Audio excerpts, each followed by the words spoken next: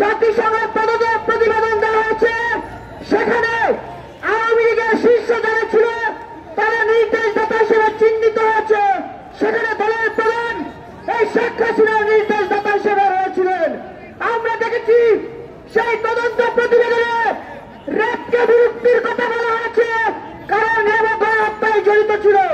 আমরা দেখেছি এই টেলিফোনে যে আরিফাতে সেই সংস্থাকে বিরুদ্ধের কথা বলেছে, কিন্তু সেই তদন্ত প্রতিবেদনে একটি বিষয়ে কোন সুনির্দিষ্ট প্রস্তাবনা নাই, সেটা হচ্ছে আওয়ামী লীগ দল হিসেবে তাদের বিরুদ্ধে কি ব্যবস্থা নেওয়া হবে। কারণ এই জুলাই গণঅভ্যুত্থানের নেতৃত্ব দিয়েছিল আওয়ামী লীগ।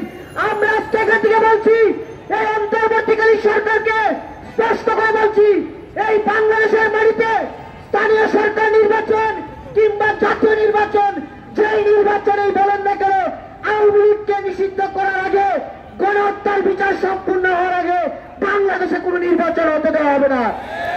সবশেষ একটি কথা বলবো, এই অন্তর্বর্তীকালীন সরকারের যারা এই সরকারকে ব্যবহার করে কিংস পার্টি খোলার চেষ্টা করছেন, আপনাদেরকে সতর্ক করে দিচ্ছি। আমরা শুনেছি একজন ছাত্র প্রতিনিধি পদত্যাগ করে দলের প্রধান হবেন।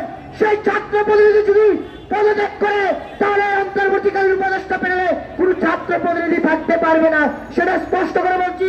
সবাইকে বলবো, আওয়ামী লীগকে নিষিদ্ধের দাবিতে, গণহত্যার বিচারের দাবিতে সোচ্চার হন।